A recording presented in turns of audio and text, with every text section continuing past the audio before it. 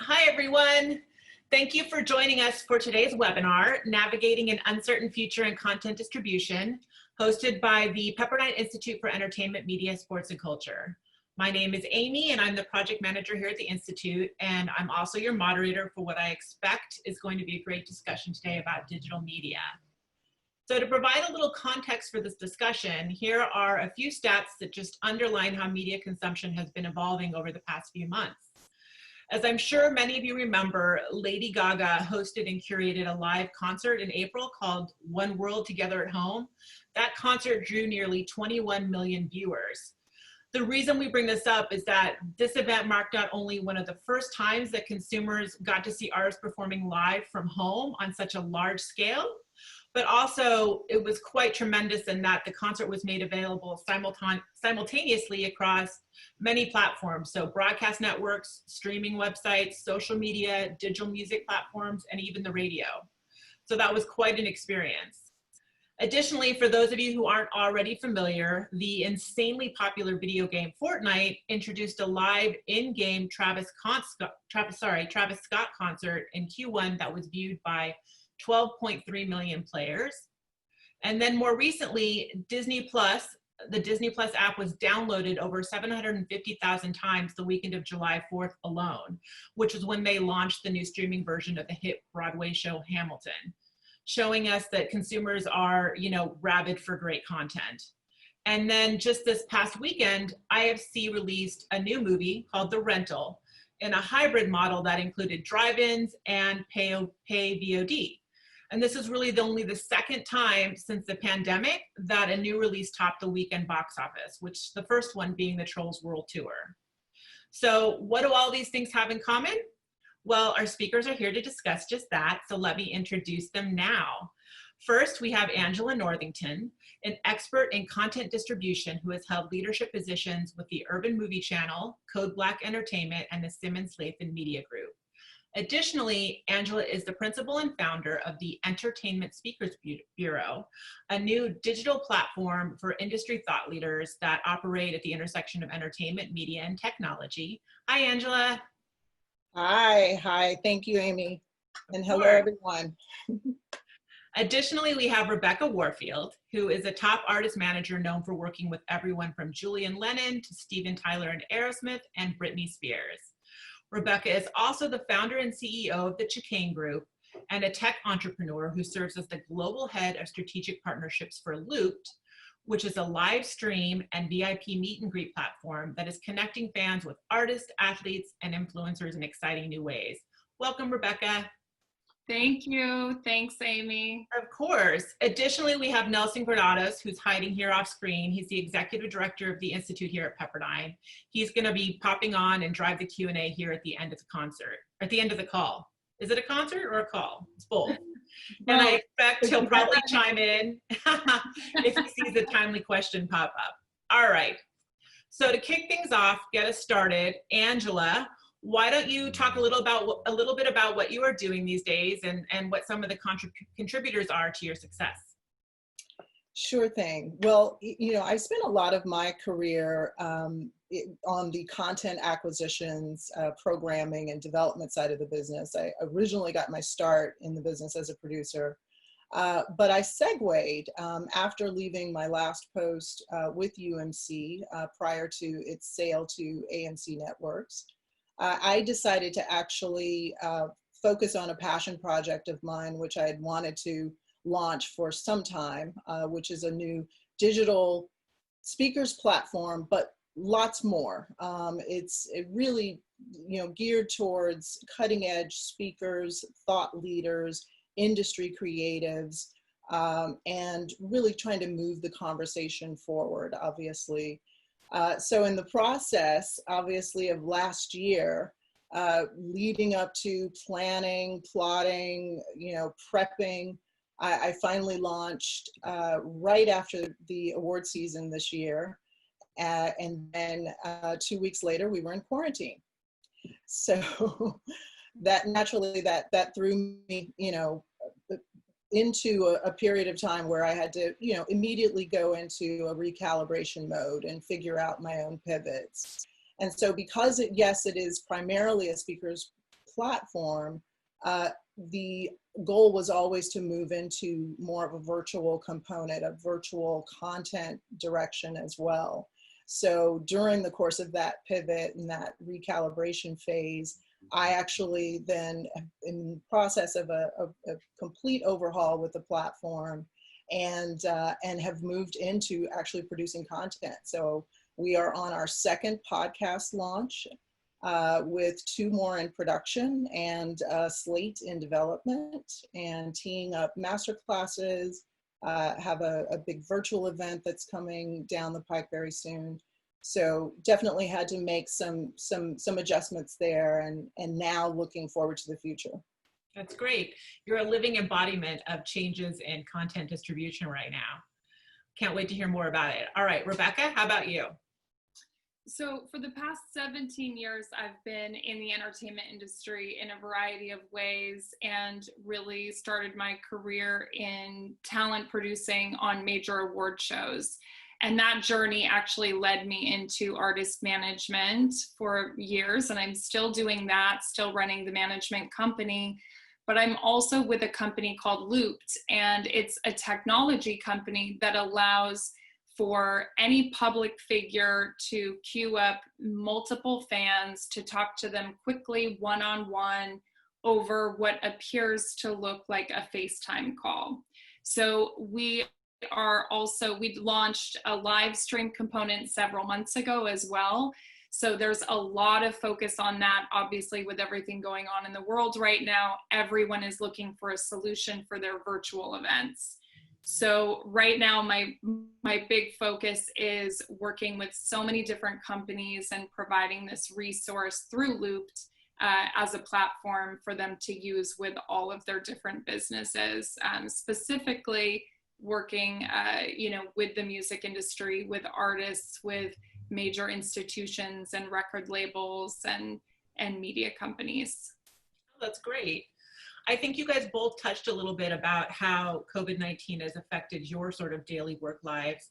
Let's talk a little bit about the industry at large and what you've seen going on. And we'll start with you, Rebecca. Sure. I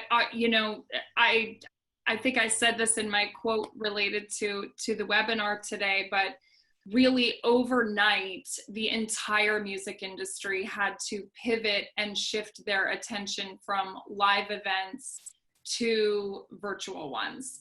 And, it's really sped up the process with people who maybe were just dipping their toes into the virtual events and virtual world.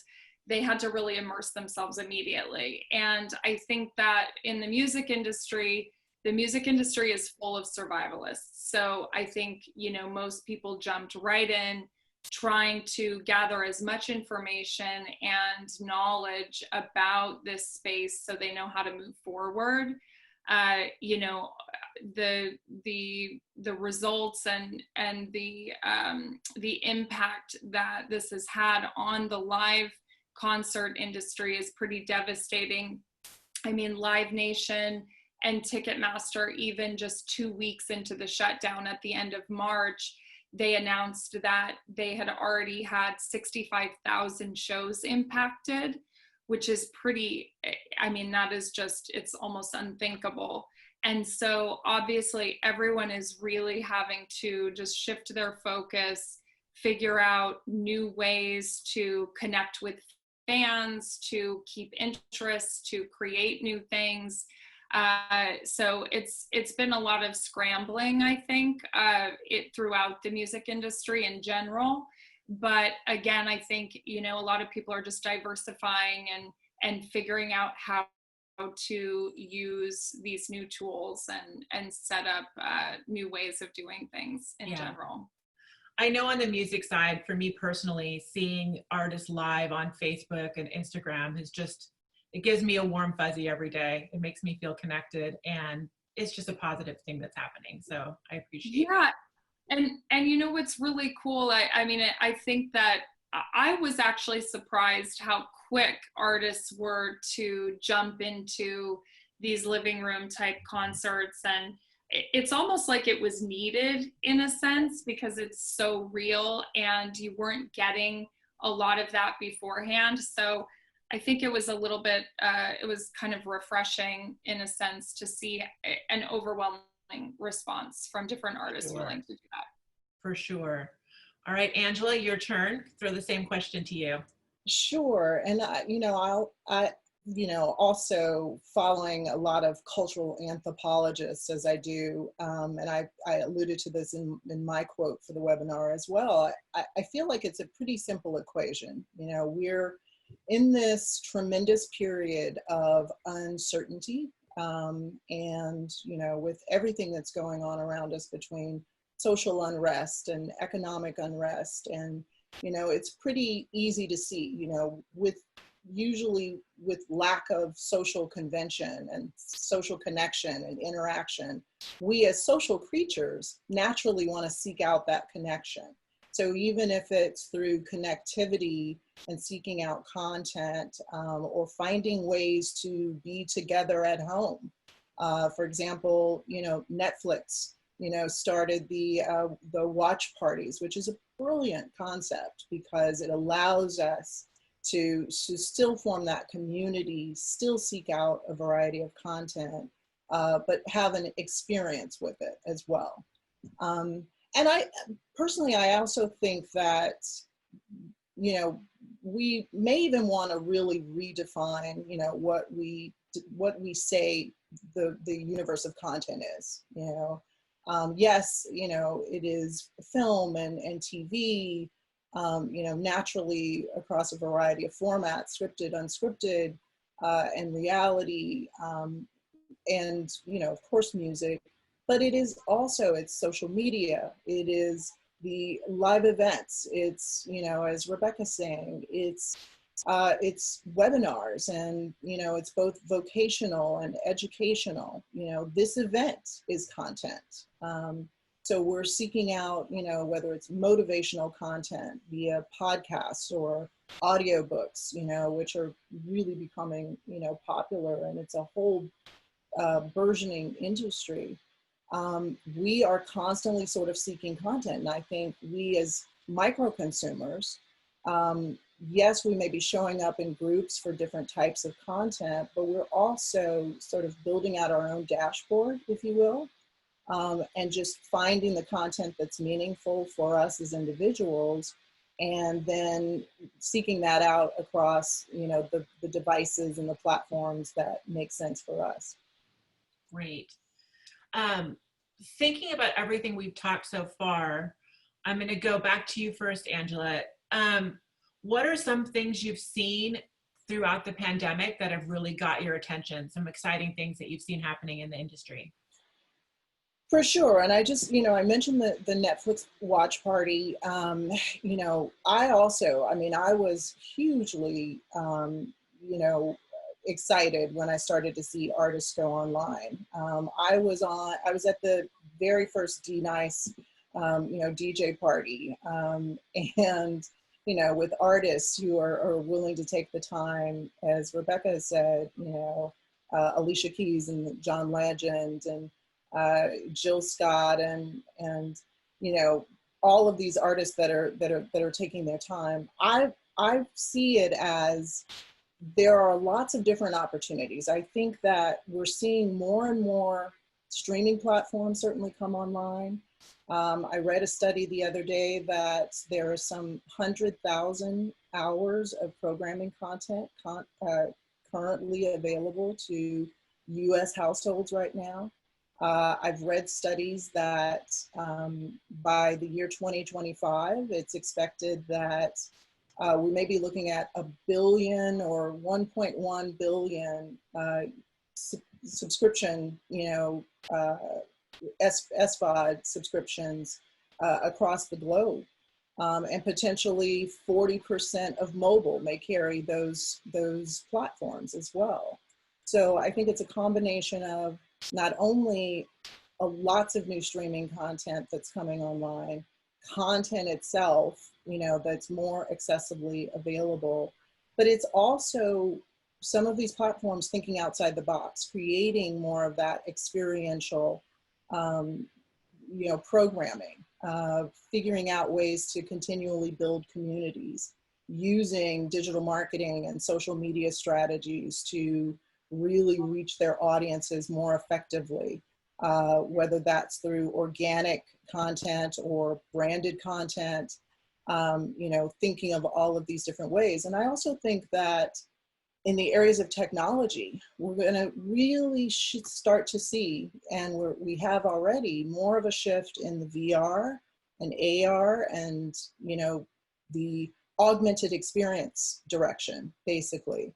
I think some theater chains have already started moving in that direction. So when at whatever time it looks like we're going to be going back into theater experiences, I think that a lot of the chains are going to be looking at a variation on the traditional theatrical experience.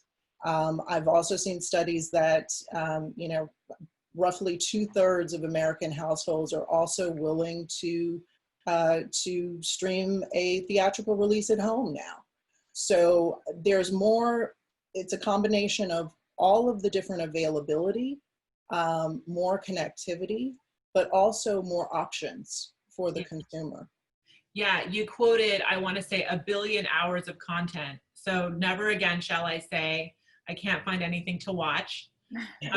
But as a marketer, it makes me think, how do you engage customers? How do they find your content? Which I think is a good segue to bring it back to Rebecca and talk about opportunities and how we're really engaging with customers. Sure.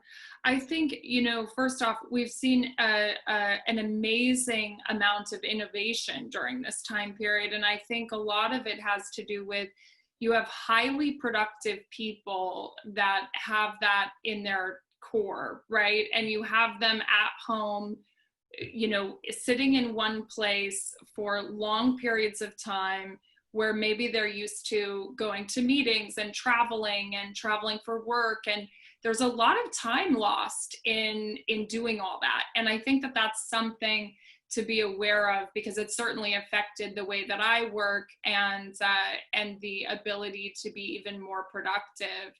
And so one of the things that I've been noticing is, just connecting with people, whether it's reaching out cold for general calls or connecting with people you haven't spoken to for a long time.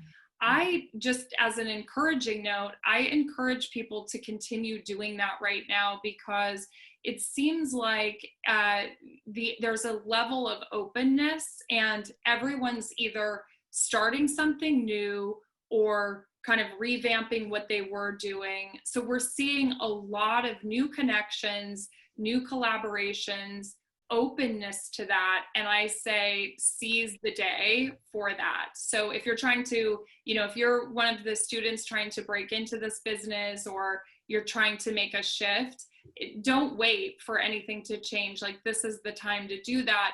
But the innovations that we're seeing, I don't know about you guys, but I'm loving watching this whole drive-in concert kind of thing evolve. I know there's a lot of kinks to be worked out within that, but I've seen some advertisements for boat-in concerts in Paris that are some renderings coming about. And I think that's really exciting.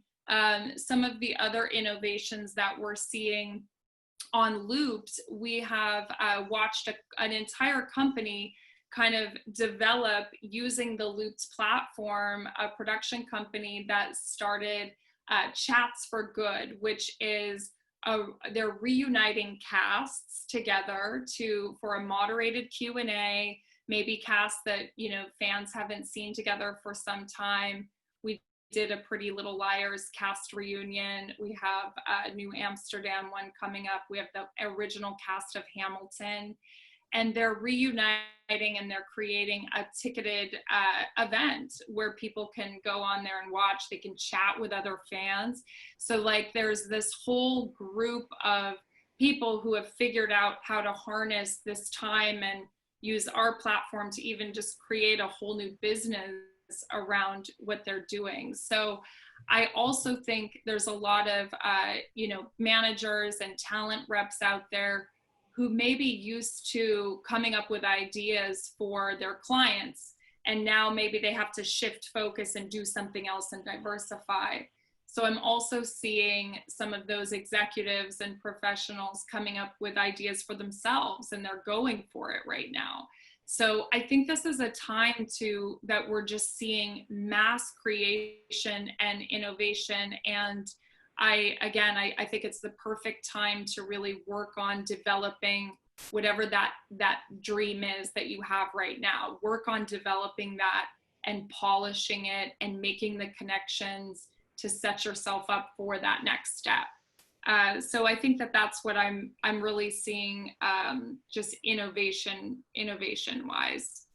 Yeah. And if I may just to underscore, I think that, there's an opportunity zone here, obviously for content creators, but also innovators, on the technology side, those who animation, is obviously, another area that we're going to see, actually, push the needle, I think, further, because people are going to be looking for alternative ways, obviously during this time where we're not entirely sure when production will come back online, and if it will, in exactly the form that it has been. So we're going to have to also be thinking in terms of innovation on the content production side of things. But going back to platforms, I think, there's also an opportunity in terms of immersive events. I think we're seeing, more hybrid models now. More and more companies are looking at sort of a hybrid model where some may have been strictly more on the business to business side in the beginning at the time of their launch, but now moving into more of a direct to consumer business model, because at the end of the day, it's also about this on-demand need that we have for content, for on-demand content, for an experience. We still want to have that experiential feel, even if we're experiencing things together at home, as I said. And then hybrid events, Bentonville announced, of course, they've reimagined their entire festival as more of a hybrid, which I think is brilliant because it allows not only for the virtual component to continue of the festival, for there to be, that interaction and people to have a chance to see good content, but then they're creating community-based events and those drive-in events for the Bentonville and surrounding community as well, to still continue to build that communal aspect of the festival. So the more that companies and platforms can be looking at a hybrid model as well is going to be key. Yeah. And just to add to that too, with the hybrid, I think it's, what I'm seeing and how artists and how talent can be successful with these online platforms is it's a combination of different experiences for the fans. So there has to be this element that the fan feels like there's an exclusive, some sort of a connection, whether that's a meet and greet, the Q&A, some sort of a event that they can't wait to go to, where they're also communicating with all these like-minded people who are also fans. So that's the community part of it. So it's a community part, there's a connectivity, there's an access, there's also, the merch or product element about, getting them something that they can take away from that, or a limited edition sweatshirt or poster, or, how do you do that? How do you kind of tailor to all of those exciting, factors that go into when you go to a live show, or when you go to a panel or a convention of some kind. So I think it's about tapping into whatever you can as a virtual event at this point, and hit all of those, everything on the spectrum. Otherwise, if you're just putting up a live concert as a virtual event, it's not enough to really engage people. Of course, there are some absolutely incredible ones that we would all love to see, but I think, it's really about engaging that fan base, figuring out what's important to them and giving them, whatever they can. And then also allowing the artist to monetize that in different unique ways. And that's kind of what's going on right now. Yeah. Rebecca, would you say that the 360 experience of it is what you're talking about? That's so important. Yeah. It's important across the board. Yep. And attention spans are still low. So you have to kind of hit them in all senses if you can. Yeah. What I'm reminded of as you guys talk is that saying sort of when one door closes, another one opens. And I think we're talking about different ways of engaging with the customer or with the consumer, right? You're getting more intimate on some levels and further apart on others. So it's really all about that connectivity. Kind of moving into the next thing here, I wanted to ask, as we talk about these opportunities, do you feel like any of them are specific to the current time, like they'll go away when COVID-19 is over, or is the industry moving forward? Is this something that's going to stick around? Is this innovation going to last and continue to evolve?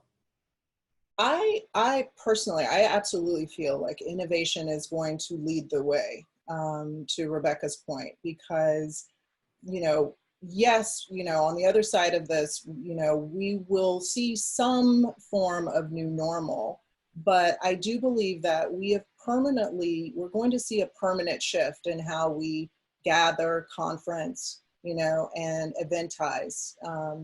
And so we're going to, and communication, just the method of communicating and how we communicate with each other, I think will have an ongoing shift. So the companies and brands and platforms that can harness that and embrace it, quite frankly, and really move in a direction where the consumer, again, as micro consumers, we're dictating, what it is and what we want to see and how we want to see it, and via, what methods and platforms and devices. And so paying attention to that, I think, is going to be key. We will definitely, we're going to see just innovation continue for sure. But I think that now we're seeing all of these other different areas that are, really growing. I mentioned podcasts earlier, the whole audiobook side. Well, that's something that's been easy to produce, during COVID because, it was easier, from a production standpoint to do things remotely. People are figuring out how to create content that, also has in mind that, changes are going to be, constant. So I think that we're absolutely going to continue to be in this lane for some time. And content itself is not going anywhere. We're never going to not want to access content. It may just become just a matter of what screens are we accessing it through, For sure. I think too, to add to that, in the future, I'm sure live events will come back. I think fans will always come together and be a part of that experience. I think it may be some time before we see it, actually go back to full capacities and that kind of thing. But I do think one thing that will stick is that these shows that are in physical form, I believe that there will now always 100% be a live stream component and a virtual experience component to engage the rest of the community throughout the whole world. So I think that that's something that is that will be the new norm in terms of these hybrid type events. I think someone was asking a little bit about, just the different ways and the different experiences for performances and for concerts. And I think I touched on it a little bit previously, but I think, again, making it as connective as possible with all of the fan bases right now, doing whatever you can to keep that connection, grow your audience, keep creating. This is the time for that, and it is going to shift back, and you're going to have the physical and the virtual combined. Or maybe there's an event that you go to physically, but you actually do the meet and greet package, virtually the day before. Things like that. I think that that's what we're going to start seeing, and who knows? I mean, this is the time where all of these new innovations are going to happen too. So there's going to be more and more things that roll out. And I think that's the opportunity. That's where the focus should be now. Yeah. I'm seeing some questions here in terms of, are there any solutions you've come across recently and something like that you'd like to see happening more in the virtual video sessions to make it more engaging? And I think maybe it'd be interesting, Rebecca, if you want to sort of tell users exactly sort of the type of events and experiences you've been doing at Looped. Sure. So Looped is actually the only platform that allows an artist or a company or an event to hold a GA ticketed event and a VIP meet and greet event all within the same platform. So Looped is a technology company that started a couple years ago, and it's really a virtual venue. And it's become the leading artist-friendly platform for all of the major talent agencies, iHeart, SiriusXM, lots of different big media companies to start using as a tool. I've also seen a ton of opportunities in the branding space. So brands and big corporations are able to come in, and artists are really turning toward brand budgets and endorsements and branded events, because those are still things that can happen in a virtual world.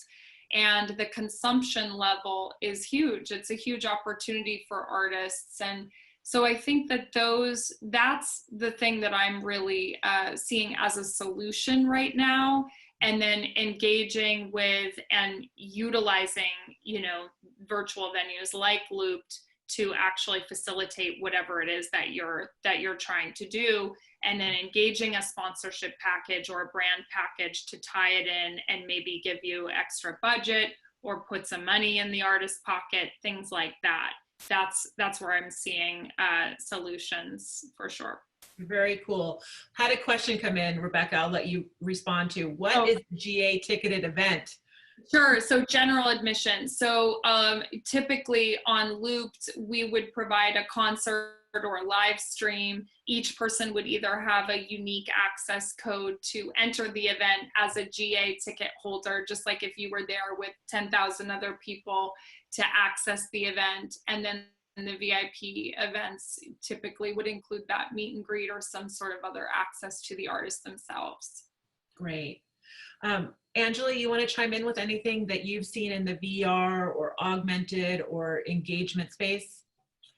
Well, certainly, I think this is one area that is a category that's of great importance to me, with our Speakers Bureau platform, because there are so many innovators now, and more content creators, I think, are starting to see that this is a viable space, to go into from a content production standpoint.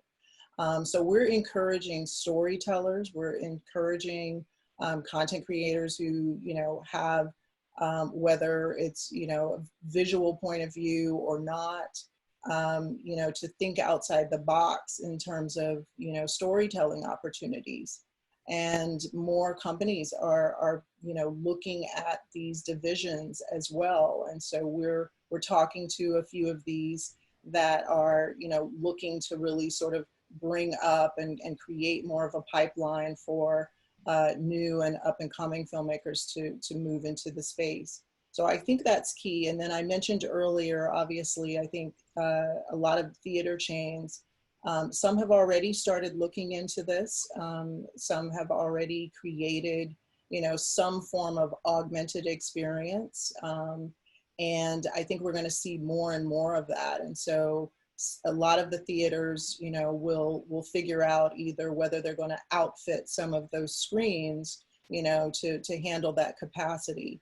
And then I can envision a world where eventually we will go into spaces just to gather, to experience together those augmented experiences. So I think that's going to be a key area of innovation for those who are really looking to bring in, fans of the gaming world and VR and AR. Great. Kind of moving forward a little bit, what do you guys think success looks like right now? How can you ensure your clients and your businesses and everything that you're doing is connecting with the audience? Well, I can jump in. For us, with Speakers Bureau, because it's a new platform, and because naturally I went through that recalibration phase. I really wanted to be thoughtful about the way that we moved forward, because there's a lot of activity. There's been a flurry of activity. During these days of COVID, we're all doing 100 Zooms a day.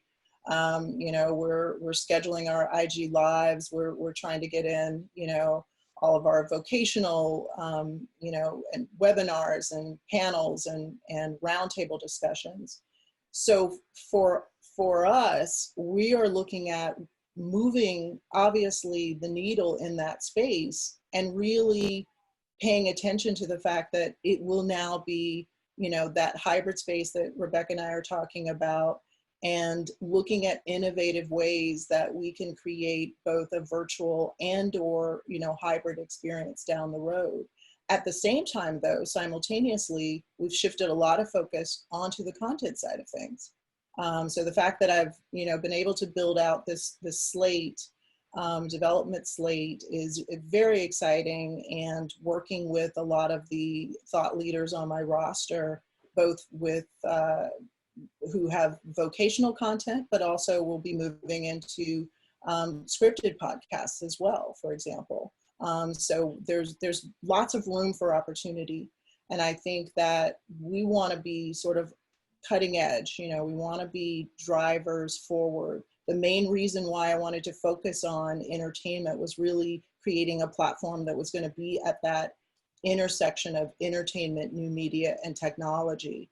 And building a true diverse roster that can speak to that, really speak to the landscape today, both on the content and distribution side, but also where we're headed. So that's the main reason that we've launched Entertainment Speakers Bureau. Great. Same question to you, Rebecca, and I want to throw in also, somebody was asking about KPIs. So as we're testing these new models, what are the indicators we're looking for to show engaged success?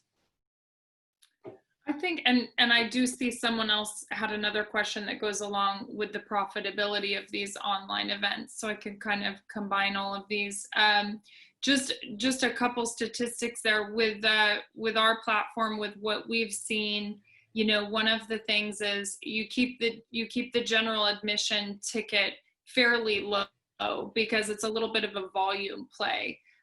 You can reach a global audience all coming together for that one event. Just as an example, I think everybody saw when Post Malone did his concert where he basically performed like the entire Nirvana catalog, or I don't know how much of it he did, but it was absolutely incredible. And I think that was like, maybe it was a $2 entry or something, but they raised millions of dollars for his foundation or the charity involved. So I think you're looking for a volume play, looking for how to engage as many people on that level as you can. And then also what we're seeing is 40 to 60% of our ticketing revenue is coming from the VIP meet and greet experiences specifically. So that's showing us that people are willing to pay for that one-on-one connection, that moment with the artist, the moment with that, their favorite athlete or celebrity. They're willing to pay for that, and they love that experience. We've had people call it, when they get off the phone, they said,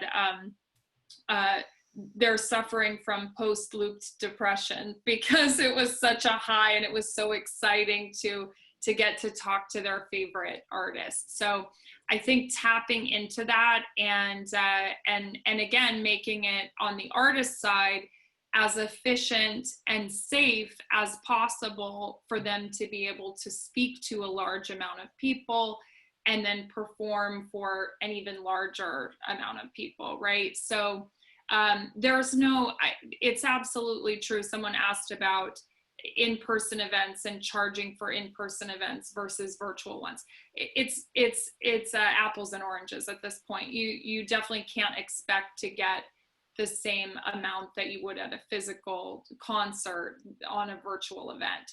But there are ways to scale it and again, create experiences and eventize it and make it about the community of fans to be able to, drive that revenue up. And that's still developing. There is a ton of room here for people to come up with more ideas on how to advance that even further. Did I hit everything that we were just talking about? Did I leave anything? I think so. Yeah, and I want to give Angela a chance to chime in on the same topic. I know we've talked a lot about music, but there's been a lot of changes in sort of traditional film and television distribution models as well. Absolutely. And I think even prior to COVID, we were seeing, there already was a tremendous shift in the landscape. And we were already looking at, digital was the new distribution model. Whereas, certainly traditional models still exist. The studios were still producing and cranking out their tentpoles, their big flagship, properties. But digital was really where it was at, between, streaming, the OTT and digital distribution space in general, and that spans across VOD, via cable and satellite, subscription VOD, which we call SVOD, which, is Netflix and others, and Apple TV, Apple Plus, and AVOD, with Peacock coming online. Disney Plus, I heard, read that they launched with some 4,000 hours, which was an astronomical number to launch with, and that really feeds into that surge, that volume of content that's actually accessible, that's available. But then you've got digital platforms like an Amazon, which is really a hybrid digital distribution platform between both channel subscriptions that are available, the add-on subscriptions, but also transactional. So this whole world, this whole universe, already was moving in that direction. The fact now that we just want to seek out more is what's creating that surge.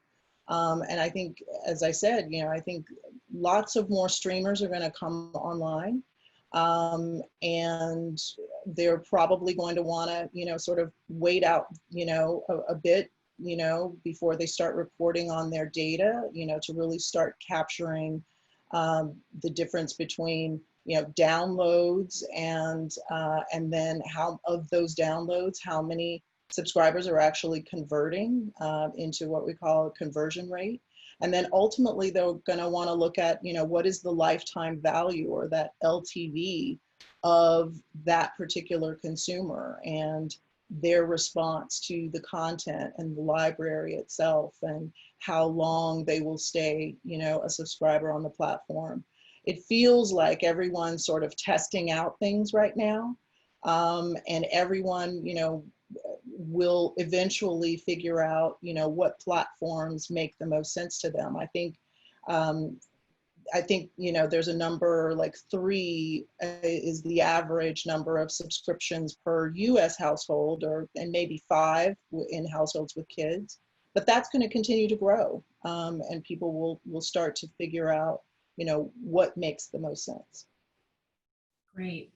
All right, I see Nelson has popped back on, so we're going to jump into some Q&A. Hold on. You're muted. Can you hear me now? Yes. All right, great, thank you.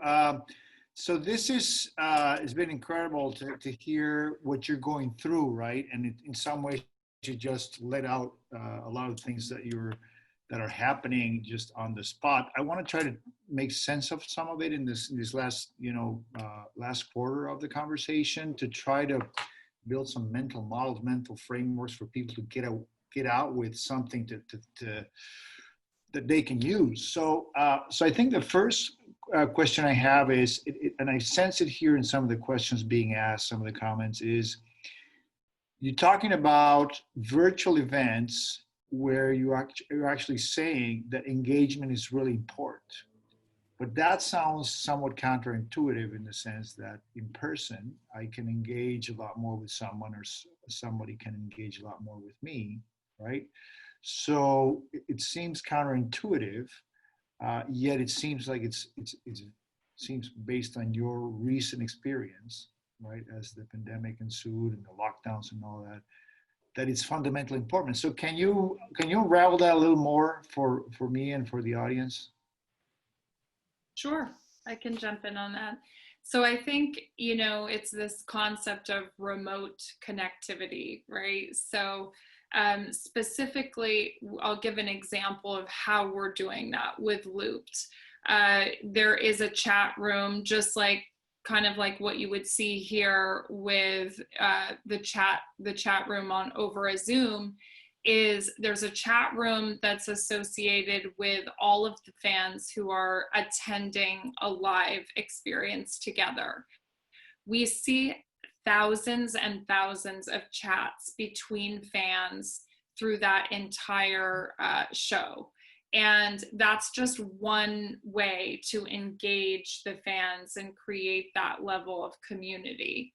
The other example that we're doing is just literally through the VIP meet and greet experience, allowing fans to actually have that access to talk to their favorite artist or celebrity.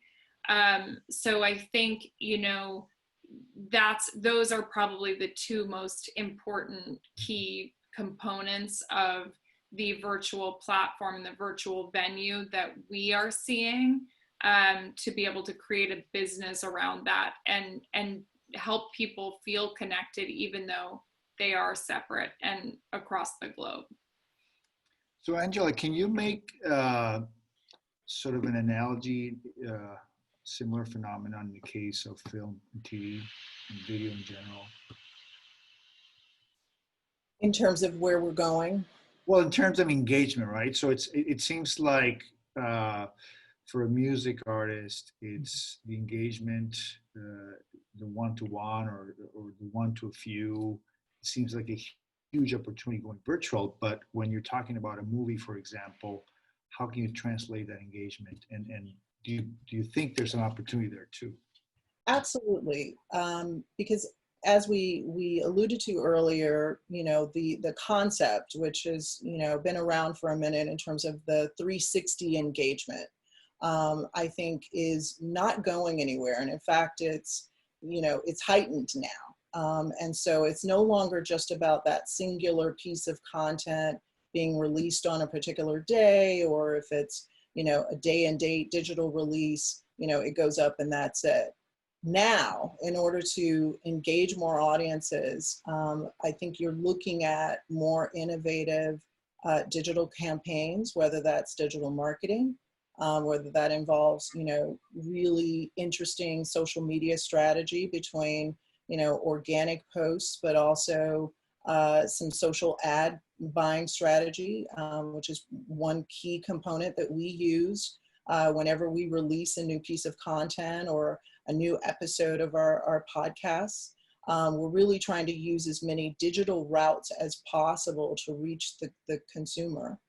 But it's also mining as many different other forms or formats, of that content itself, or a derivative of that content. So it may be a branded content play, with a particular advertiser or a sponsor that is interested in, you know, the storytelling or interested in some piece of that content, but is willing to sponsor a web series that's based on that content or something like that.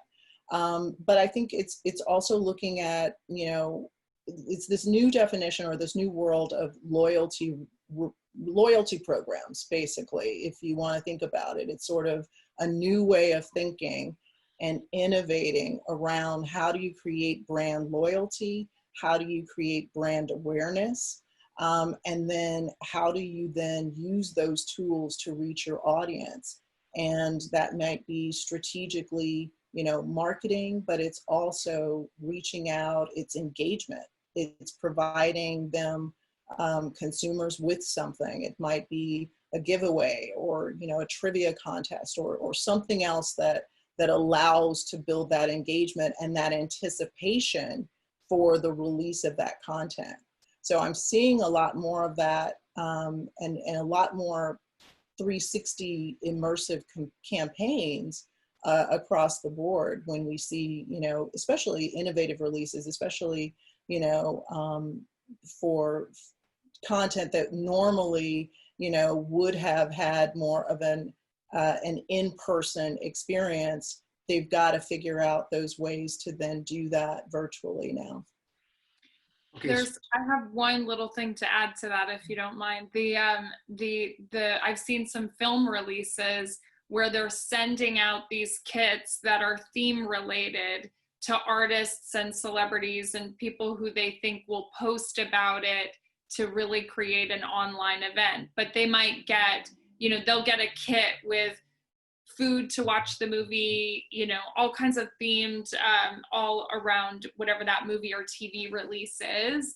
And again, it's kind of connecting these people online to start having an online conversation, get the topic trending about the film, but the people are all at home, you know, watching from home and you know, enjoying it from there. So kind of, yeah. And Nelson, it's a new way of defining home entertainment. You know, years and years ago, you know, the phrase was synonymous with DVD and home entertainment, and then we moved digital, you know, as more and more streaming platforms came online. But now home entertainment encompasses all of this, and because we're all looking for that experience again together at home. So a couple of just questions again, reflecting on what I see. One is June Hawk is saying this opens up the possibility for new social spaces in the virtual environment, also for people who don't have access. So it seems like some of these phenomena are here to, you know, some of them are accelerating our digital lives just because of the situation. So once the dust settles, what if this stays, right? What, say, a year, 2 years from now, where are we going to be? What part of this whole conversation are we going to see, continue to see, and how much of it is going to fade away because we're going to be able to go back to the physical live events and to the theaters and so on? Any thoughts on that sort of longer term vision?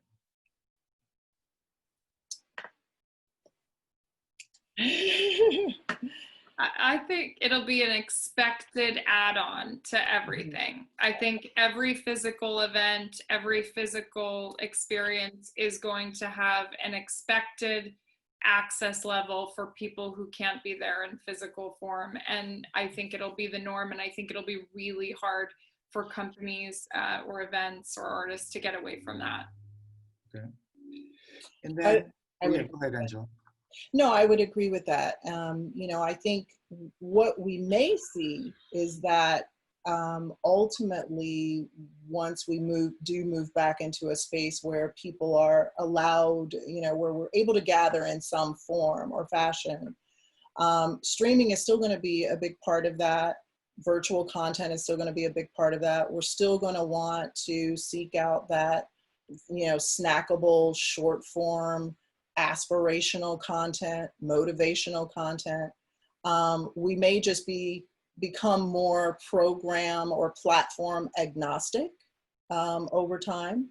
So, it's more about just where what the content that speaks to us and where that lives as opposed to, only subscribing to, 2 or 3 platforms. We may be seeking content across a variety of different arenas. So that's what I see as potentially the future. So I think you've answered a question of from Diego, who said, "Is the subscription model the only one left for artists to monetize their production?" So you've talked about hybrid, you've talked about engagement opportunities. I think you've also partially answered Cameron's question about profitability. I think one of the big tests for what's going to stick in the future is what are people willing to pay for? So based on your recent experiences, what are people willing to pay for? And that may signal to us what's going to stick in the long run.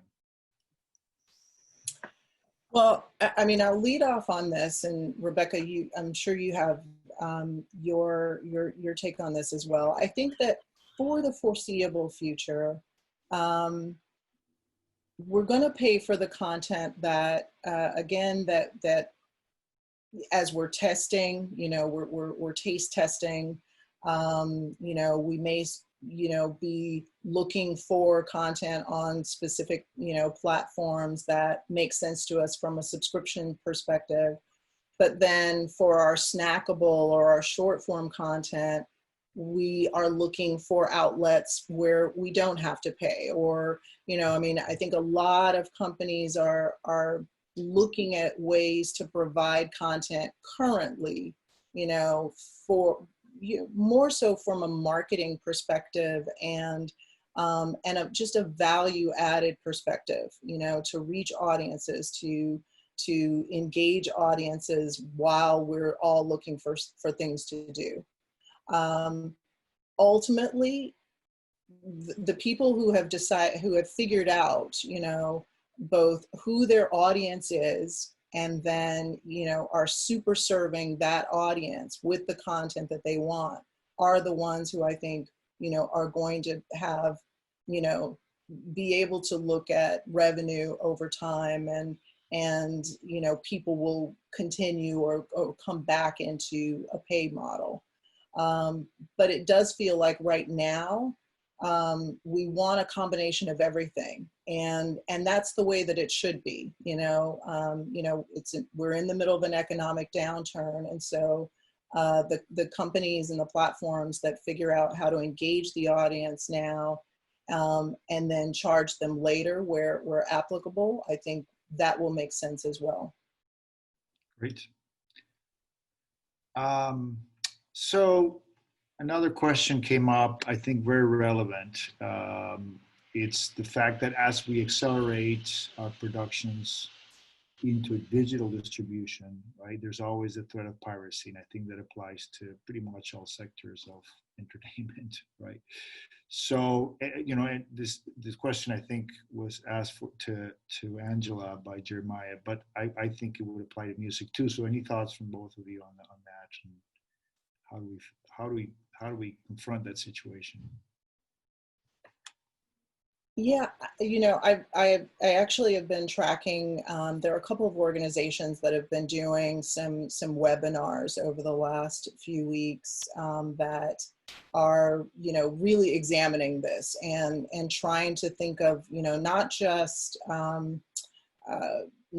protocols from an IP protection standpoint, but also digital workplaces that now, are accessing content, working on content offline, looking for, storage alternatives and all of those kinds of things.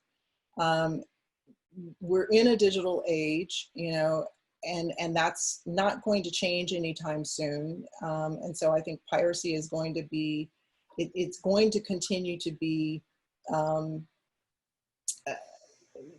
a negative part of the business. But I do believe that there are platforms that are coming online now that are looking at ways to at least get ahead of it and looking at new proprietary technology that can help studios on down to, you know, smaller companies and production companies. And on the music side, you know, there's with these virtual platforms, they are like Looped is a virtual venue. So it is kind of treated like a venue in a sense where all the licenses have to be in place for those artists to be able to perform live. And Looped has all of the PRO licenses that include that. So live events happening virtually are no problem at all. When they start getting into, you know, re-airing, then the artist or the production company or whoever's hosting the event, they would need to have the proper sync licenses in place that they would need to get, you know, from the publishing companies, and if there's any pre-recorded content from the record labels and all of that. So that is something that's that has to be, you know, adhered to strictly, even though it's online. And but the live streaming component is fairly simple and straightforward in terms of those licenses. Great. Well, I think we're on the hour. There are a few questions that are unanswered, so I think if you don't mind, think for a few more minutes. But let me just allow those of you who have to leave on the hour. You please do so now. Thank you so much for attending. Also, just stay tuned because there is a recording. We're going to have a recording of this webinar for you to enjoy and digest slowly. There's just a lot of good info here that you may want to listen to again, and maybe share with your friends, colleagues, and others who are interested in this topic. Okay, so so how much of this, how can we turn virtual events or you know, virtual productions into experiences? I mean, engagement is one of the challenges, but I think increasingly people want experiences. So how can we, you know, what have you seen in terms of innovations or around turning virtual productions into experiences? Rebecca, do you want to take that? Sure. I think going back to it, I could give a couple other examples. You know, the experience of watching maybe a cast that you haven't seen come together for several years all in one place. That's an exciting moment to a fan base. They get to go on and see all of their favorite actors from their favorite show all together on the screen. They're talking, it's a moderated Q&A. They can talk to all of the, you know, chat with the rest of the fans that are also watching. So that's an experience for them. People are excited to go see that. They're excited to go see their, you know, that moment. So what makes that moment exciting? That's the it of it, right? That's what we're all after and trying to figure out. We also have artists. We have a very well-known rapper who is going to be announcing a event where he's actually doing a painting class with fans. It's completely, nobody knows that he paints. No one would expect that. And that's just an interesting thing to get to do with, you know, your favorite artist. I also think, you know, people are searching for knowledge. They want knowledge. They want to learn new things during this time. So I think that that's valuable. I think that experience is valuable.